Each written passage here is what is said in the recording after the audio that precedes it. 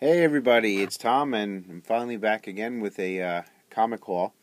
Not a really big one this time, just a couple of flea market finds and a YouTube purchase and an amazing gift from Tony Why Not Art. He had sent me some books in the mail the other day. But first I want to show these value packs. Most people have a Five Below by them, and I picked up two of these Marvel 4-packs to see what I can get in them.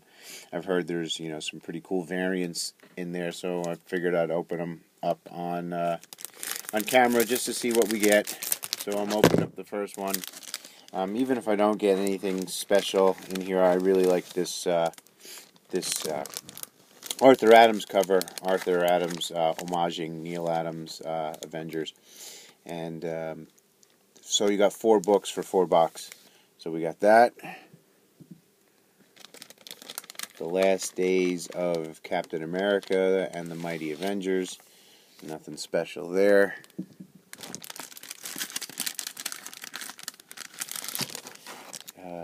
New Warriors variant edition. And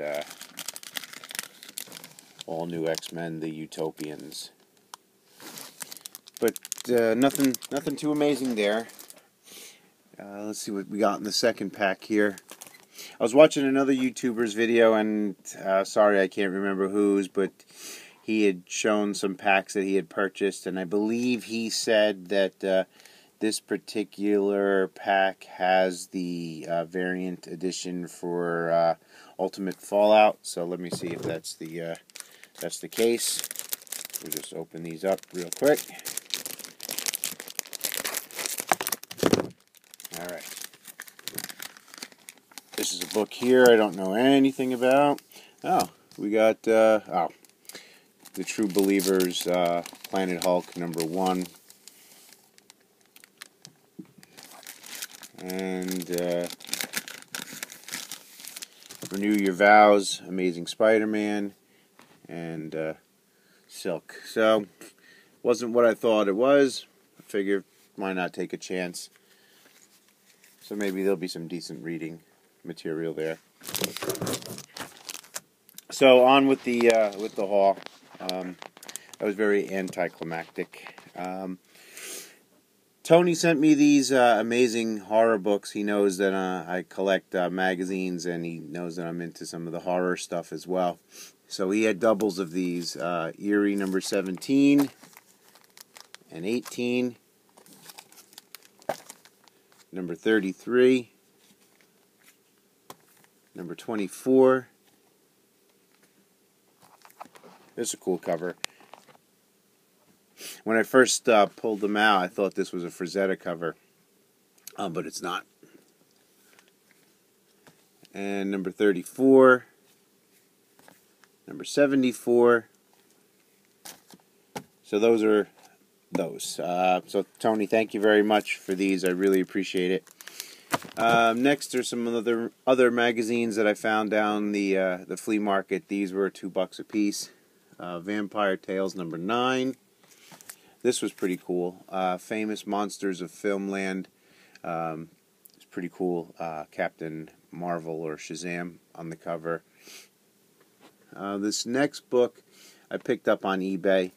I actually didn't know it existed till I saw it in somebody else's video a couple weeks back. So I had to pick this up. Marvel Super Special, Return of the Jedi. And last is a Frazetta cover. Bit of a glare here. Let me see if I can get that off. Nope. I'll just pull it to the forefront maybe. It's an amazing cover. At the end of this video, too, we're going to take a little trip to the Frank Frazetta Museum. I went a couple of weeks ago with my wife, and she did not enjoy it as much as I did. She actually didn't enjoy it at all. It's not her cup of tea. I was able to pick up a couple of prints while I was there as well, and took some video footage, which I'll show at the end of this video. My videotaping skills are not the best, and it was kind of weird walking around with the iPad trying to film this little museum while his grandson was there watching me. It was a bit awkward, but there is some pretty cool footage that I shot, and if you follow me on Instagram, I had posted a couple of pictures. So this heavy metal magazine from November of 1990, it's got an interview with Frazetta as well. This is something I picked up at the flea market for $2, and I've been looking for these for a long time. When I was a kid, I read these little pocket books all the time, and my dad had a big run of these Andy Capp ones. He had like 7 or 8 of them. I don't know what happened to them over the years, and I haven't been able to find any since. So I was very happy to come across this, so I'm looking forward to giving this a read again. Andy Capp, Man of the Hour. This was from Fawcett Publications. $1 find at an outdoor vendor at the flea market. I think this is like my 2nd or 3rd copy of this, but I wasn't going to leave it there for $1. It's like a $10 book on a good day. Then my flea market guy is having a 50% off last month and through the rest of June. So I went back there and picked up some Tomb of Dracula books. This one was $10, but I got it for $5. So Tomb of Dracula number 6, number 8, paid $5 for this one as well.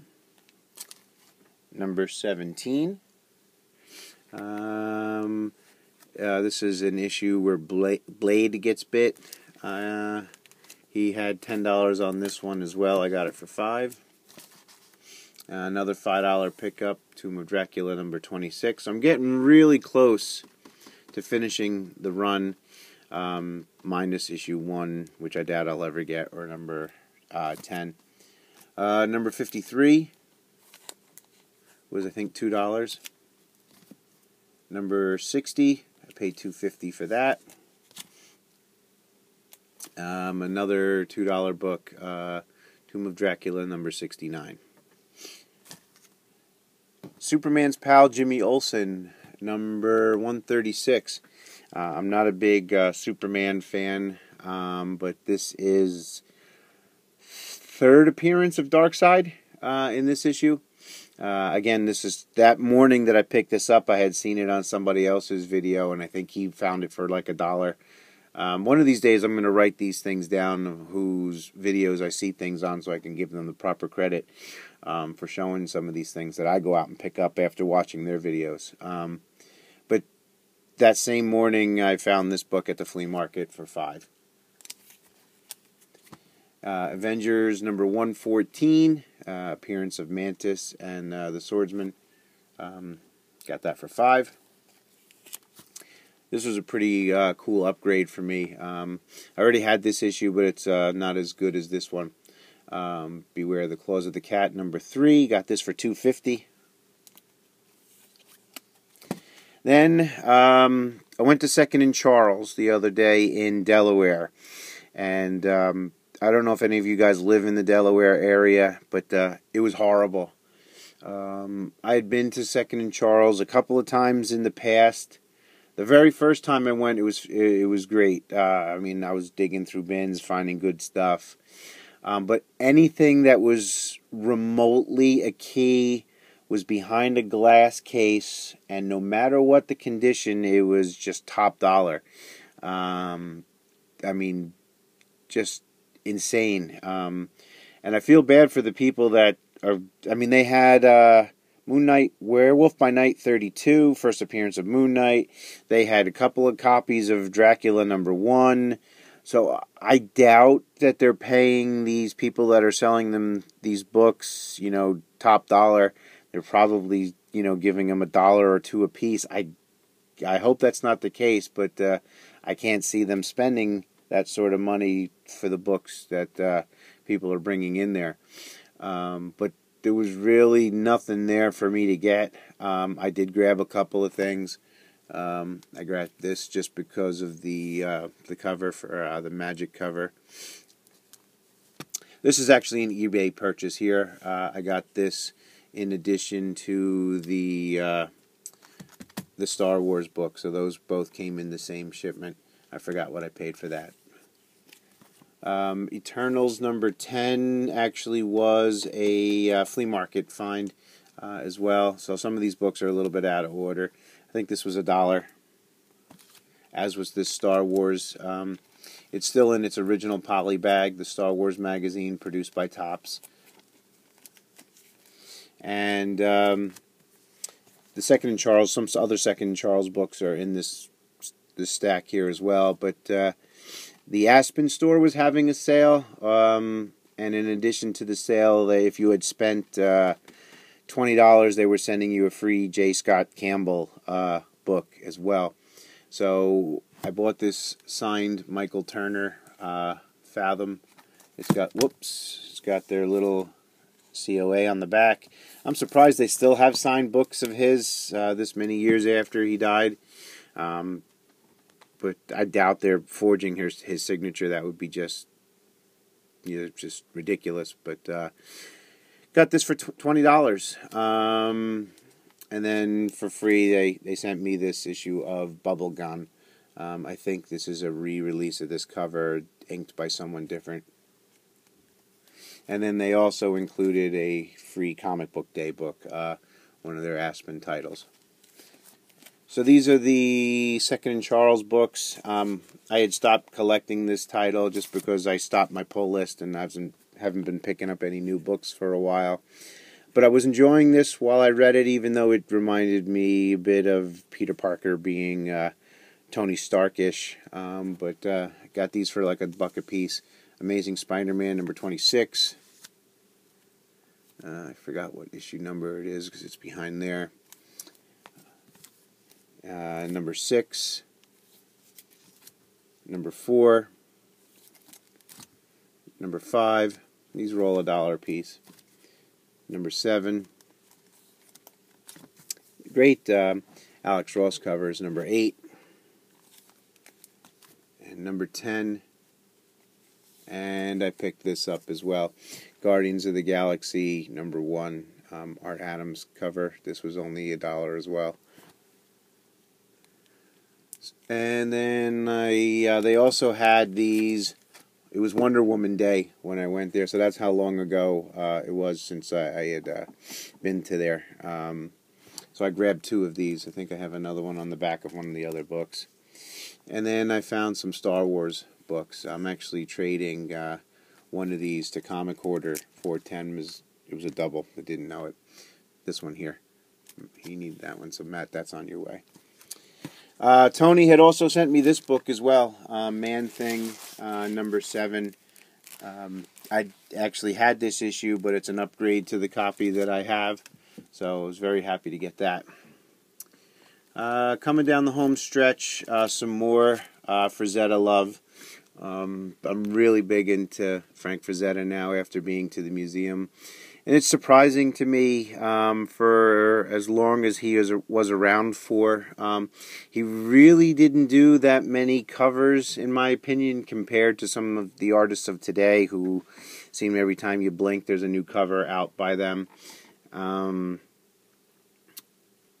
I got Vampirella number 7, and a lot of his work was used on more than one issue of like. This was used on Vampirella, then I think Creepy used some of the same artwork that was on Vampirella as well.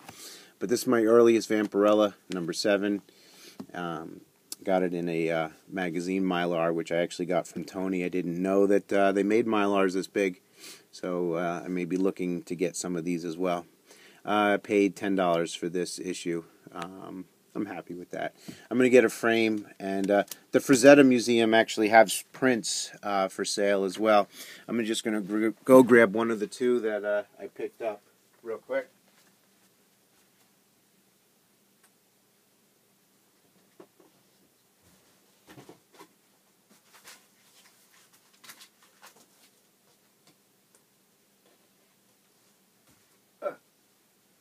Have it in a piece of cardboard. I actually framed up one of the 2. My wife let me have it in the dining room for now. and I'm surprised that she did because it's got some nudity to it. But I picked up this as well. Let me just pick up the camera real quick so you guys can get a good look at this. I want to get a frame for that. I have the issue of Creepy that this is on, and surprising, he doesn't own. His family doesn't have this piece in their museum, the original. It's owned by a member of Metallica. Apparently, he has the largest private collection of Frazetta work. I forgot which member of the band it was. If you know, and you could just put a comment in the comment line below. So I was very happy to go there, but it was a $15 admission as well. I thought that was a little steep for the little museum that it was, per person, mind you. And I would have rather have spent the money in their gift shop buying some more prints. But Vampirella number 7. This next book I got from KKN Comics. He was having a sale, and bought this book from him. I was very happy to get this. This is like a Mexican Comic-Con J. Scott Campbell book. There's a couple of these out there that he did, but this is one of my favorite ones. So thank you very much for that. Got my second EC Comics horror book. It's in really rough shape. This is just a beat down copy, and it sustained more damage as I was putting it in the Mylar. It's really frail. The cover is barely holding on. Not only is it really beat, here's part of it. So it's complete. The piece is there, but it was only $10. I wasn't going to pass up on it for $10. You know, I've been big into trying to get some more Golden Age things, and the EC books as well. I'm looking at some other books on eBay, but I figured it would be a nice addition to the collection. This next book I got for $20, and it's from December of 1948. I just loved the color scheme on this book. It's in really nice condition considering its age. He had 40 on it. He had the 50% sale. I wound up getting it for $20. Even at $40, this would have been a good book, in my opinion. So also, I got one other book to show you that I got from there, and it's I paid full price for this. I didn't get it on sale, but I think I'll be trading this book to someone on YouTube shortly. I'm working out a trade with somebody to get a nice book that I want for my collection. Journey into Mystery number 100. It's in really good shape. Picked this up down there. I actually forgot he had the book on hold for me.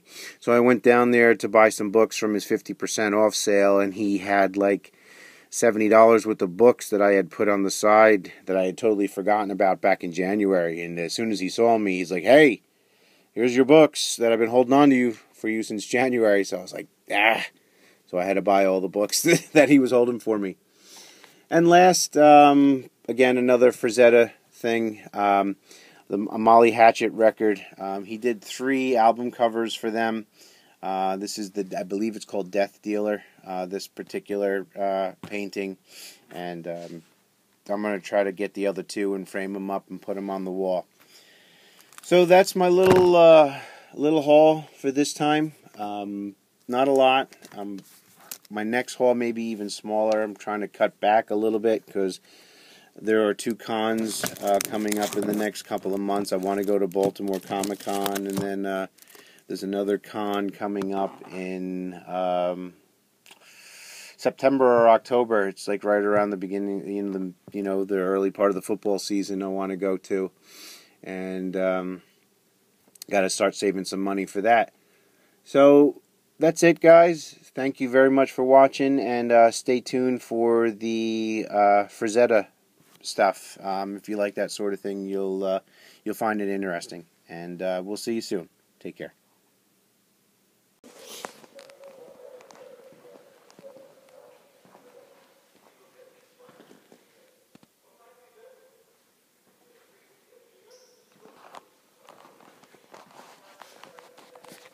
I have that on a comic cover.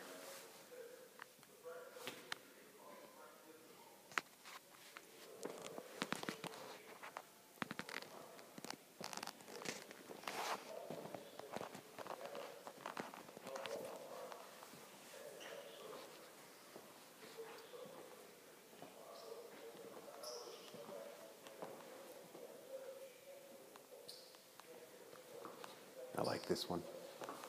This one was used in a Vampirella issue. I never understood why.